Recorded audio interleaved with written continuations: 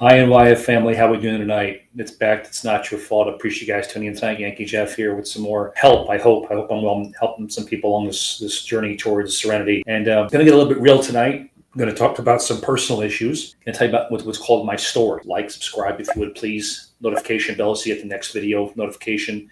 And tell me about this channel. Without further ado, I'm going to tell you how AL-ANON saved my life. It's not hyperbole. I'm being honest with you. I came from a background, growing up in this late 60s, early 70s, and everybody drank. Every adult drank. Everyone was smoking too, but mainly alcohol was as common as Coca-Cola. And both my parents drank. Were the alcoholics? I don't know. They were very comfortable in drinking. That's all I could say. They're both deceased, rest their soul. I'm not going to say anything, talk negatively about anyone who's passed away because they can't defend themselves. So been around alcohol my whole life. And as far as drugs go, not so much. I was raised in South Florida, and drugs were everywhere, mainly marijuana. I didn't really see a whole lot of cocaine until later on in the mid-'80s. I left for the service in 1984. Saw it everywhere there also. Unfortunately, it was all over the place. But I started to be more cognizant of people being a slave to addiction. I ran to I had become really good friends with a guy on my first ship, and he was, of course, being a sailor, we all drank every night. We all got tore up and stuff like that. But it was all new to me because that's something I didn't do normally. But my friend of mine, he told me he didn't drink because he was an alcoholic. And he used to go to AA meetings. And these are things that I only saw on television. I never actually knew, this was actually still a thing. I didn't know, because it was all new to me. And he made me realize that there are people out there who had gotten so down into the depths of addiction that they actually had to find help for it, seek help for it.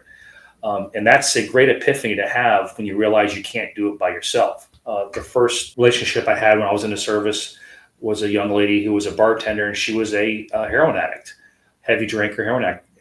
Again, never even saw heroin, didn't know what heroin was. But I immediately became like, somehow I felt like it was my job, my charge to fix her, to try and save her, because I was going to do it. I was going to be the one to see, obviously if she's got a heroin problem, all she has to do is stop using the heroin. Wow, look at that. No one's ever thought of that before, have they? That's something that we as a needlebeard codependents, and it's in our blood. It's in our DNA. We're helpers, we're fixers, we're heroes, we're martyrs. And obviously, I couldn't fix her. And she ended up wrapping her car around a telephone pole. Was in intensive care and critical condition, eventually got better and became a Narcotics Anonymous sponsor, actually. True story. So when I became an adult and started going on my own, got married and, started having children, things of that nature, I still had kind of like some experience with alcoholism and addiction. My loved one who was battling addiction at the time, I took it upon myself again. I'm going to fix this person.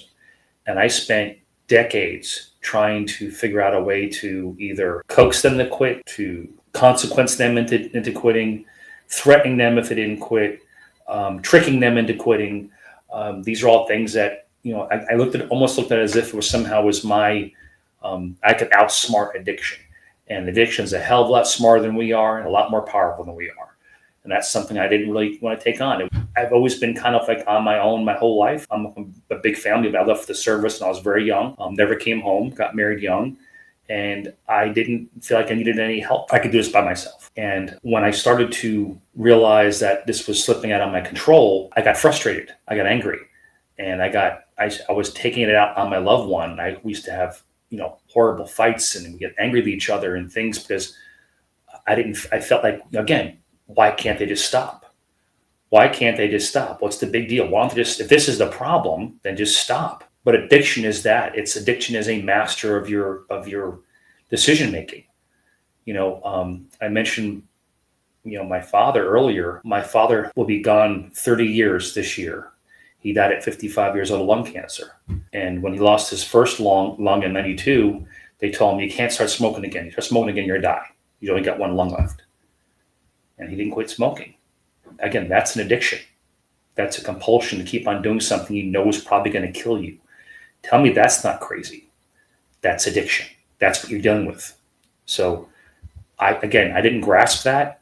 I kind of still figured I could somehow fix it. Later on in life, my other loved one slipped into a little bit of addiction issues also as well. And again, I tried to fix it. I tried to make it better. As a father, I wasn't able to do that. And it sucked. My wife, God bless her, the most amazing person that God ever created, mentioned to me, well, we're going to go to an AL-ANON. And I was like, what the hell is that? I don't need to go to no meetings. I got this figured out. I mean, I don't need any of these people sitting around, woe is me, how horrible it is. And hi, my name is Jeff. I'm a whatever. I didn't need that. I was above that. And I got so desperate and so much in my own despair of not being able to fix this that I became so depressed.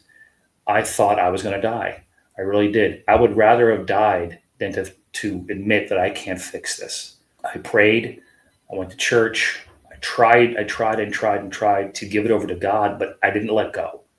It's one thing to say, okay, full speed ahead, all ahead, full power, old Navy term, all ahead, full.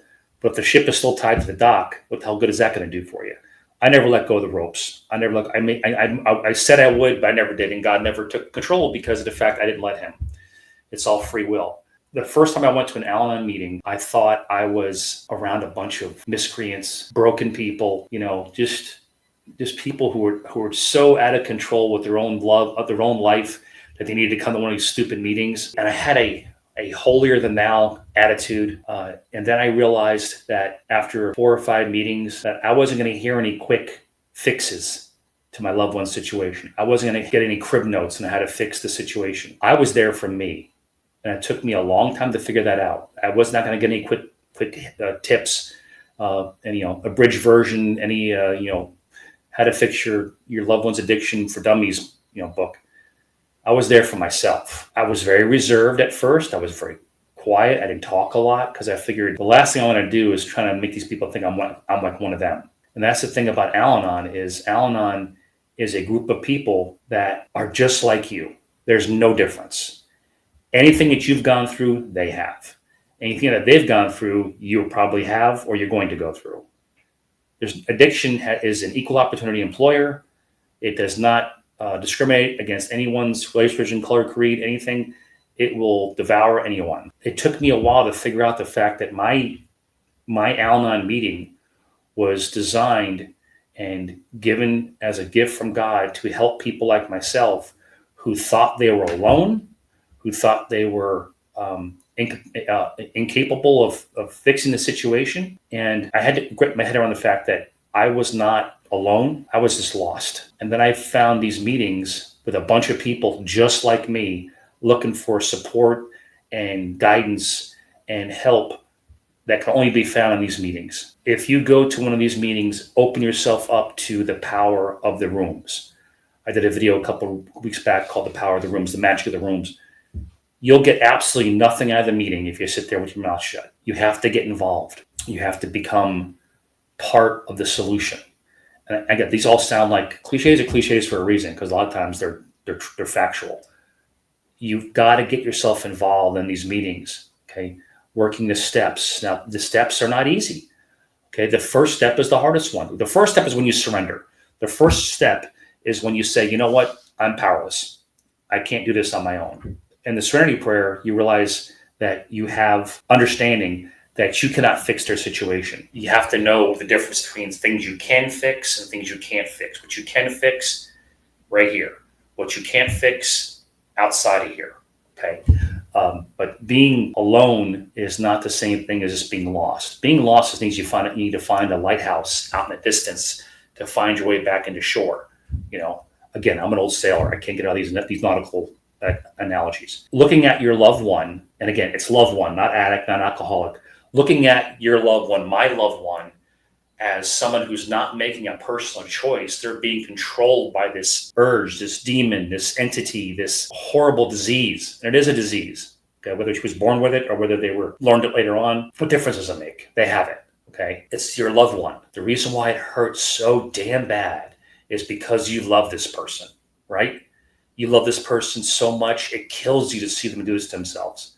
Okay, and that's why you do stuff that you never thought you'd do before. Drive around the middle of the night looking at all the places where they used to hang out at, checking on their bank account and see what they're spending the money at, tracking their phone, tracking their car, buying them alcohol, buying them drugs. These are all things you never in a million years thought you would do, but you did. Okay? That's called being a codependent. It's called being an enabler. And that's also called being lost. Okay. Get to an Al-Anon meeting and you'll find yourself that you're not so much alone as you are lost. Okay. Find people like you. I go to my Navy reunions for the last couple ships last ship I was on. And there's certain things that we can only talk about with people that have gone through life situations like we have. I can't sit in a room of people, skydivers, talking about skydiving. I never skydived before.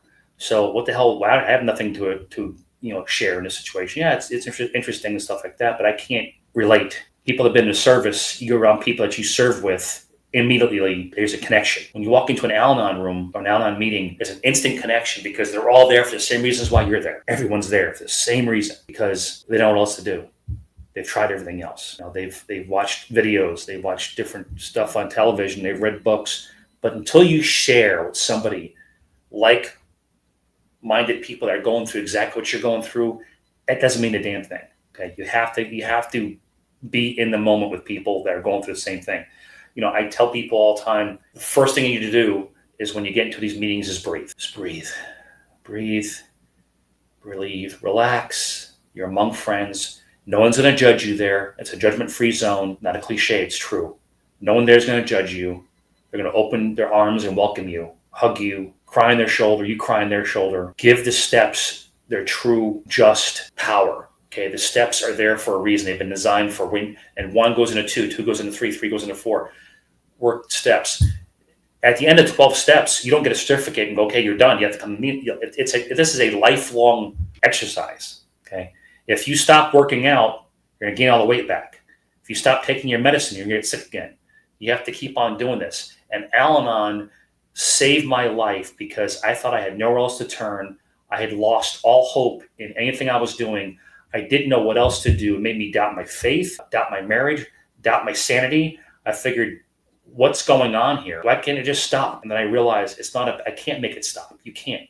Because A, you didn't cause it, you can't control it, and you can't cure it. But you, as an enabler and codependent, can contribute. That's the other C. You can contribute to it. Go to these meetings and find the support that you need because that's where you're going to find hope again. You find hope, you're going to find love, you're going to find support because it's there. It's there, people. It's there if you want it, and you become greedy for it. You look forward to going to every meeting every week and going back and finding 2 meetings and becoming a sponsor and a group representative and an area representative. And, these are all different. You want to keep on giving, starting a YouTube channel like my idiot butt did. These are all things because I'm trying to get the help out there to people that need it. Don't be ashamed of what you're going through. It's not nothing worth being ashamed of for. Put your head up. Asking for help is a sign of power. It shows that you have no control of what you're doing, so you need help. That shows that you have power over your life. Not asking for help when you need help is a sign of, not to say stupidity, but it's a sign of ignorance. Show your humility. Humility shows, pride holds us back from our humility. Don't let pride hold you back or your ego hold you back from finding help. The help is there, people. I promise you it's there. It saved my life. It saved my loved one's life by their working their steps and their meetings. And I've seen hundreds of people in all the years I've been doing this come in a new person. The person they always thought that was there inside them came back out again, was done hiding, came out and wanted to live again. I'm asking you, I'm imploring you to live again. Okay? Get to an Al-Anon meeting. It can help you. It can save your life. It saved mine. It can save other people's lives. If you don't need Al-Anon, tell somebody about Al-Anon. Okay, tell somebody about this channel. Okay, this is all about helping people. That's all we care. This channel's free. I don't ask for anything from you people. It's just all free. Just subscribe and maybe hopefully pass this information to somebody else. That's what it's about. I do warn you though, if you go to an Al-Anon meeting, they may pass the basket around. It may cost you, you throw a buck in there to buy more bad coffee or snacks. Send me a comment. Let me know if this information made any sense to you. I know Cantora and I know Anthony. I know I can count on you guys, but somebody else, if you guys want to send me a comment, please let me do. Like, subscribe, tell somebody about this. Keep coming back because it works if you work it. This program works if you work it. Let it begin with you. By all means, say a prayer for the prayerless. You know what? Say a prayer for yourself. Give it up to God. Ask the Almighty to help you get through these troubling times, these troubling waters, these unsure times coming up, okay? God bless you guys. This will work, guys. I'm telling you. It saved my life. It could save yours, okay? I'm living proof that this program works, all right? I love you. Take care. And I'll hopefully see you guys soon. I'm going to try and do a video a day, okay? Bye-bye.